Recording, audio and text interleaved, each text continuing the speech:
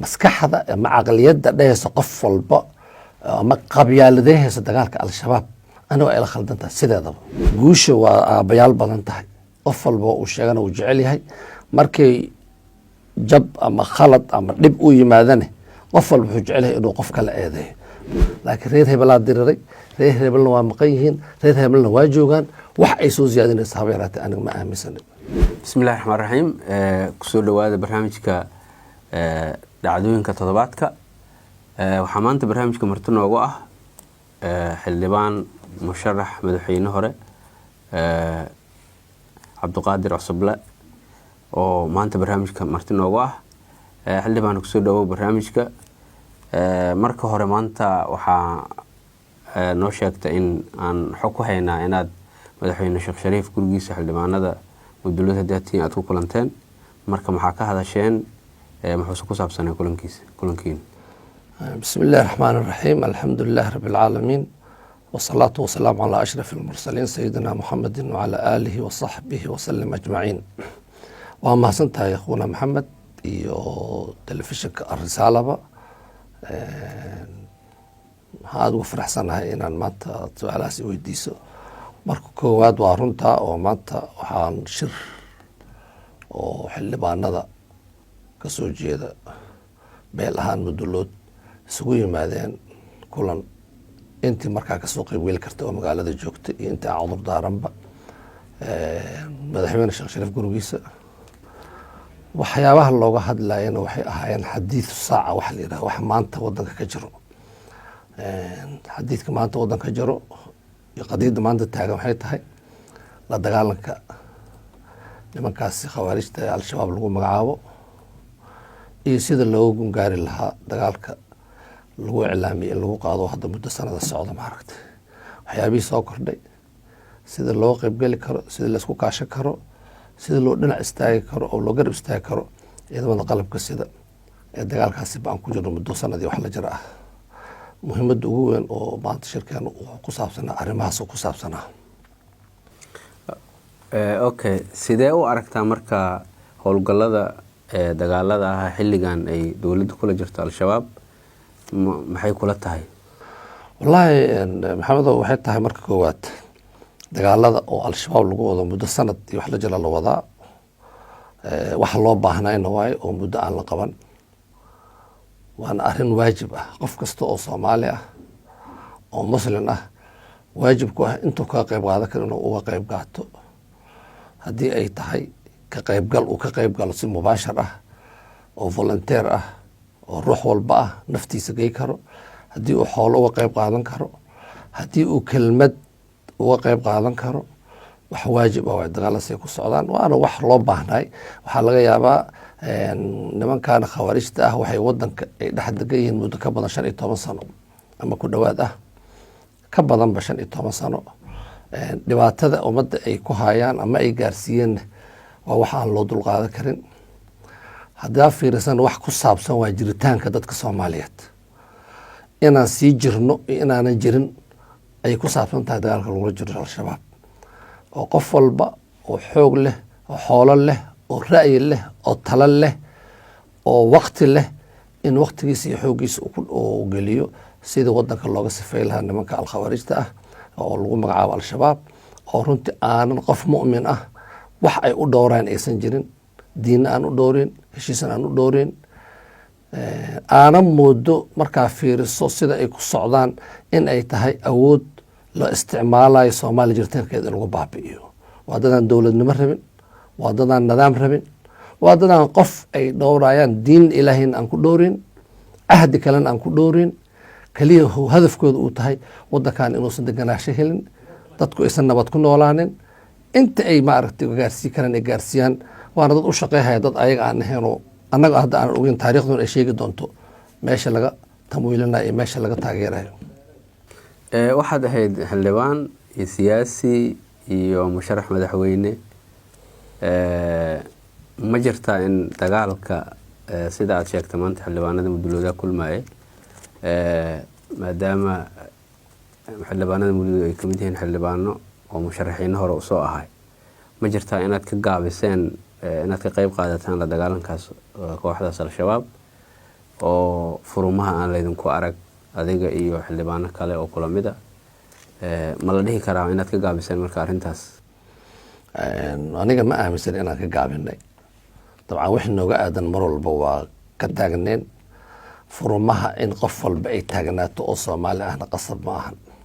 furumaha dada iska leh, ciidanka xoogga dalka iska leh, dadka volunteerka iska leh. anaga majaalaad aan leenahay oo furumaha aan ka leenahay oo wacyigelin ah oo taageerid ah oo garab istaag ah weligeen waan la dhinac taagneen, welina waan la dhinac taagnaanayna. uguma roonaahayna qof, ugumana darnaahayna qof. ummadda Soomaaliyeed ugu roonaahayna iyo nafteenna ugu roonaahayna in dagaalkaasi uu yahay dagaal caqiida ah, dagaal jiritaan ah, jiritaankeenna ah. marka ma aaminsan, dabcan waa layska eedeyn karaa dadku, laakiin anigu ma aaminsan in laga gaabiyo arrintaasi. wixii nooga aadanaane waa ku jirnay, haddana diyaaran u nahay. shalana waxaa hogaaminaya dowladda, haddana iyadaa laga rabaa inay hogaamiso. annagu waxaan qaban karna waxay tahay taageero, kaalmo iyo inaan maaragtay moral support aan siino iyo wixii aan awoodno. sidee u aragtaa qaabka ay dowladdu u wajahday dagaalka al-shabaab? ciidamada badan oo la qoray oo hadda madaxweyne markuu yimid kadib la qoray, kaalinta madaxweynaha hadda dagaalka uga jiro, iyo sidoo kale khilaafka maalmahan la sheegayo wasiirka gaashaandhigga iyo taliyaha ciidamada u dhexeeyo habacsanaan u keena la leeyahay. marka koowaad dagaalka ciidamada la dhisay, waxyaabaha oo kreditka ah oo hadda xukuumadani oo madaxweyne xasan uu hogaaminayo 15 May 2022 wixii ka dambeeyey, waxyaabaha kreditka ah oo qof walba oo Soomaaliya uu qiraayo waxay tahay, annagana aan u qirayno in xil iska saartay sida ciidamo xoog dalka loo dhisi lahay, shabaabna loola diriri lahay. meel fiicanna way soo gaartay. dadaal weynna waa wadaan. sideedana qofka markuu wax qabanayo ama u dadaalayo waa lahaanaa kuftan iyo meel uu ku kufa iyo meel uu maaragtay wax kaga halaabaan. laakiin hadda annaga maba joogno la xisaabtan halaabid iyo wax lamid inaan ka hadalno. dadaalka ay suubisay hore looma suubinin, welina waa ay wadaan. khilaafaadka iyo waxyaabaha hadda aad tilmaantay ma raba inaan dhex galo, sababtoo ah sideedaba dad hadday wax qabtaanay khalad galaan, hadday dhaqaaqaan uu gaf ka yimaadaa oo khalad ka imaadaa. mana aha khalad hadda maanta oo u baahan in hadda lagu mashquulo. waxaan u baahanna hadda inaan ku mashquulno meesha hadda la gaaray oo sanad kaamil la soo socdoo la gaaray, sida looga wadi lahaa inaan ka shaqeyno. wixii gafa, wixii khalada, wixii isqabqabsi ah waqtigiisa dadka Soomaaliyeed ee u taallaa iyo taariikhda sheegi doonto. laakiin raadna waxaan joognaa war dagaalka meesha uu maraayo meel la soo celin karo ma ahan, meel la istaajin karo ma aha. waa inuu hor u socdaa biidn illahi tacaala. wax alla wixii arrintaasi laysku kaashan karo, qof kastoo siyaasi ah iyo qof kastoo Soomaali ah oo muslim ah oo wadanka u naxayo, waa meel u baahan qof walba inuu qayb ka qaato, xoogiisa uu ka galo biidn illahi tacaala. anaga maanta wixii ka dambeeyo jiritaanka nimankaasi ay wadanka kusii jiraan oo ummadda ay sii dhibaan, waxay keenaysaa Soomaalinimada inay tirtiranto, diintu inay tirtiranto. nimanaan dukanaynin axyaanan, marka sida ciidamada qaar saraakiisha noo sheegeen, dad aanba dukanina sometimes dagaalka ku jiro oo la dirirayo oo nimankaa ka soo jeeda dhinacooda. marka waa arrin khatar ku ah Soomaaliya jiritaankeeda, diinna aan ku salaysnayn, xaqan aan ku salaysnayn. u baahan qof walba oo Soomaaliya inuu meeshuu kasoo haabo karo, wuxuu heli karo inuu kasoo qaato oo nimankaas lala dagaalamo. ma is leedahay inay jirto khaladaad ku saabsan nin jeclaysi iyo musuq maasuq oo ciidamada iyo dagaalka al-shabaab ka jira ciidamada dhexdooda? ma oga, aniga mana aaminsan. waqti hadda jeclaysi meesha la aadayo waa dagaal oo lagu soo dhimanayo oo dadku wax ku soo gaarayaan. marka aniga hadda waxaan la socdo ma jirto oo detail ah, laakiin ma aaminsan in jeclaysi iyo wax lamida uu ka jiro. sideedan waxaa ogaataa guusha waa aabayaal badan tahay. qof walba uu sheegana uu jecel yahay. markay jab ama khalad ama dhib u yimaadane qof walba wuxuu jecel yahay inuu qof kala eedeeyo. marka waxaas inaan hadda aan u jeesano oo wasiiraa sidaan ahay, hebelaa sidaan ahay, ani waxay igala fiican tahay in loo jeesto dagaalka sidii maaragtay qaabku ku socday sanadkii lasoo dhaafay iyo ka badan in lagu sii wado iyo xawaare kasii fiican in lagu sii wado. saasay ila tahay. maxaa laga baran karaa dagaalkii Cawsweyne ka dhacay? maxaase tale u jeedinah oo u haysaa madaxda dowladda gaar ahaan madaxda ciidamada sida taliyaha ciidamada? bismillah, horta dagaalka Coosweyne ilaa iyo hadda annaga waxaan haysanaa sheekooyin kala duwan oo marba dhinac ka soo dhacayo. xaqiiqadeeda dhabtaa ma hayno, ilaa aan xaqiiqadeeda kor istaagno ma sheegi karno, mana nihin annaga khubaro caskari ma nihin. laakiin sideedaba waxaa muhiim ah oo dowladdana aan u sheegi lahay oo madaxweyne ugu weyn yahay iyo ciidamadaba inay istaraatiijiyad jirto dagaalka, meeshii la gelaayo iyo mihii aan la gelaynin, qaabkii loo gelaayo, in la joojiyo aragtay qorshaha ciidamada maalin walba idaacadaha laga sheegayo. dagaal la qaadayo idaacadaha laga sheegayo, wax la suubinayo idaacadaha laga sheegayo, ciidan tiradooda baxda inta laga sheegayo. waxyaabahaas oo dhan inay ahaato arrimo militariga u gaar ah, qorsho iyo istaraatiijiyad ayagay ogyihiinna dagaalka uu ku socdo. annaga Shibland waxaan ka geysan karnaa inaan kaalmeyno, garab noqono, dhinacooda maaragtay aan istaagno, qof kasta iyo ruux walba oo aragno oo wax ka geli karo aan ku baraarujino oo ku riixno sida ay garab uga qaadan lahaayeen. laakiin istaraatiijiyadii lagu guuleysan lahaa, istaraatiijiyada cadowgaasi looga adkaan lahaa, cadowgaasi tabahiisa sida looga hortegi lahaa, dadka takhasuskooda uu yahay oo shaqadaas ka shaqeeyo ayagaan rabnaa inaan u dayno oon rago leexano oon dhahno maaragtay la imaada qorshihii. laakiin dad qof walbo Soomaaliya waa inay noloshiisa iyo qalbigiisa ku tagnaataa sidii loo jebi lahaa nimankaasi oo waddanka looga sifayn lahaa biidni illahi tacaala. dagaalka Coosweyne wax badan kama haynaa tiri 15 maalin ku dhawaada kasoo wareegatay, taliyaal badanaa ku maqan oo qaarna nolol geeri aan lagu haynin, inay dhinteen loo badiyay hadda inkastoo dowladdu ay si fiican u faahfaahin, ciidan badanaa ku baaba'ay. marka waxyaalahaas oo maaha khaladaad oo dhanka dowladda naftirkeeda ka dhacaya. mar walba ciidanku maadaama uu howlgalayo waa la kulmaa khasaare, marka in waalidiintii iyo dadkii ciidankaas iyo saraakiishaas dhalay inaan ilaa hadda aan loo faahfaahinayno idinkoo xildhibaanadii aad leedihiin ma ogin soo ma muuqato inay dayacta. marka waad annaga xildhibaanadu wixii loo soo gudbiyey ogaadaan ama ay lala wadaagay ogaan karaan. marka labaad wixii ka dhacay waxaan aaminsanahay in ciidamadu dadkii wax ku gaareen iyo qofkii wax noqotay in ayaga gaarsiiyeen. marka labaad dagaal markaa gelaysid maalin walba in adiga wax walba saa rabta ay ku ahaanayaan ma ahan. dagaalka Coosweyne waa dhibaa kusoo gaaray ciidamada, dib u gurasho ay suubiyeen, amaba meeshaasi qorshihii ay ka lahaayeen waa ku guul dareysteen ama waa looga guuleystay. waxyaabahaas oo dhan inaan wax ka barana u baahanaha annaga, sayna u dhici lahayn mar labaad Coosweyne iyo wax lamid oo kale sayna u dhici lahayn inaan u gudubno. laakiin annaga xildhibaan ahaan waxayna loo soo gudbiyey ilaa iyo hadda taqriir rasmiya oo ciidamada ka soo baxayna ma hayno, taqriir rasmiya oo dowladda official ay soo saartay kaga hadlaysana ma hayno.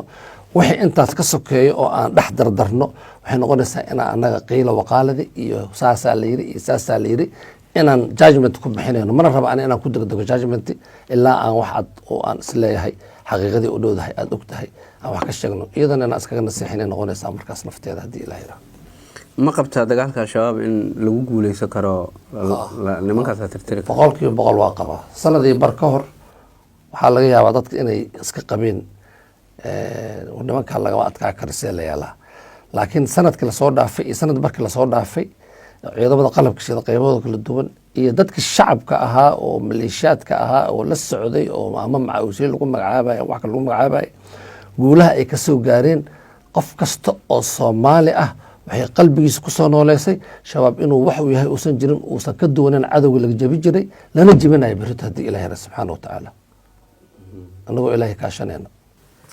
madaxweyne waara ayaan dhaweyd mar uu hadlay wuxuu sheegay in ay hawiyaha gaar ahaan hawiyaha uu aada u dhaliiliyay inaysan dagaalka daacad ka ahayn. marka maxaa is leedahay ma la dhihi karaa warkiisa waxbaa ka jira? maxaa yeelay sidaan hadda noo sheegtaba xildhibaanada adiga ku jirta oo hawiyaha gaar ahaan abgaal ugu waaweyn ilaa hadda furumyo laguma haayo. marka ma la dhihi karaa warka uu sheegay madaxweyne hore Hirshabelle waara waxbaa ka jiro daacad lagama aha dagaalko madaxweynaha iyo in yaroo koobana aa loo daayay?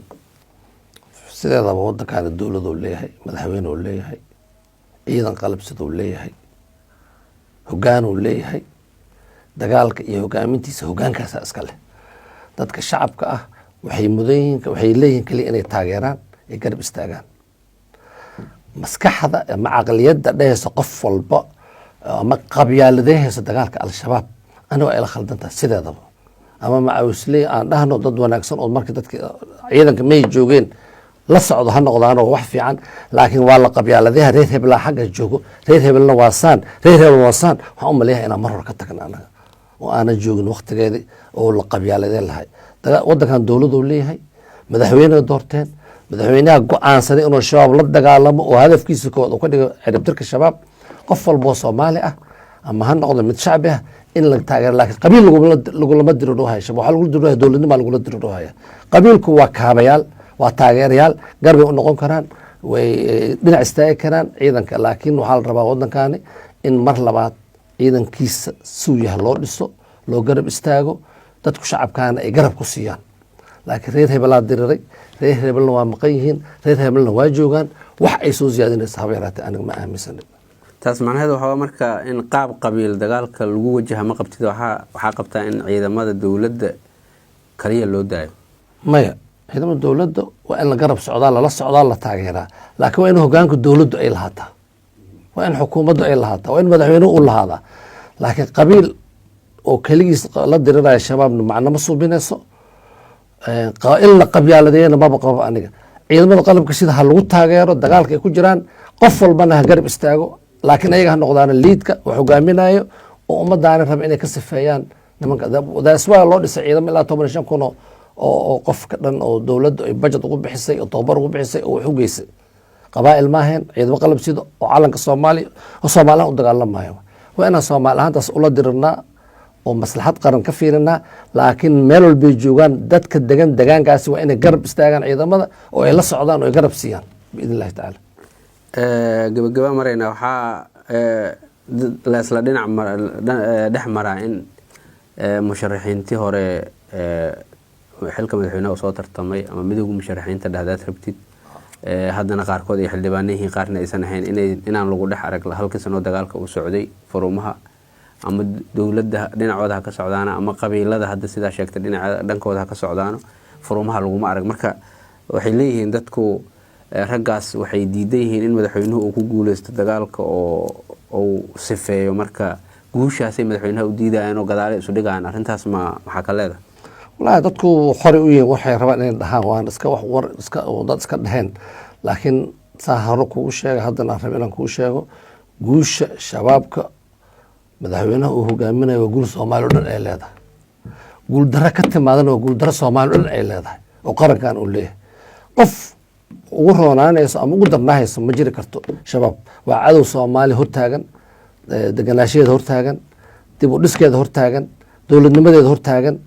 imaan karto Soomaaliya inay noqoto waxaa beril aan maaragta Soomaali meeshan dowladda ka jiri jirta aan la dhihin haddii ay shabaab nagu sii joogaan meeshaan.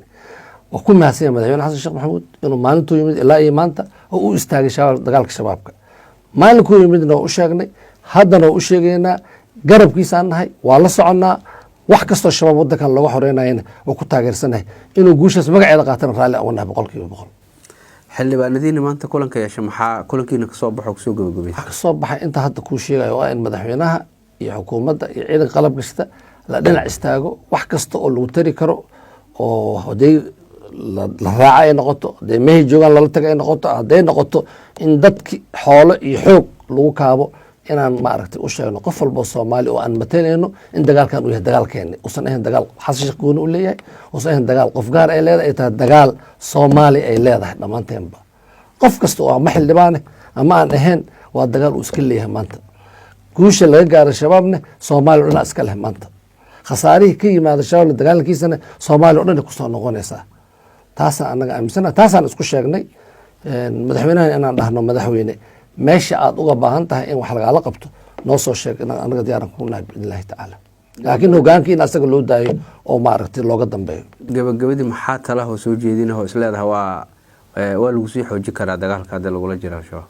waxaan leeyahay qof walbo Soomaaliya waxa aad heli karto, hadday duco tahay, hadday xoog tahay, hadday xoolo tahay, hadday taageero kala tahay, haddaad gabay ku taageeri laheed, haddaad shir ku taageeri laheed, in dagaalkaas uu noqdo dagaal adiga iska leedahay, uusan ahayn dagaal qof kale uu leeyahay oo guusha ka timaada adiga ay ku soo noqonayso ayna qof kale u noqonaynin.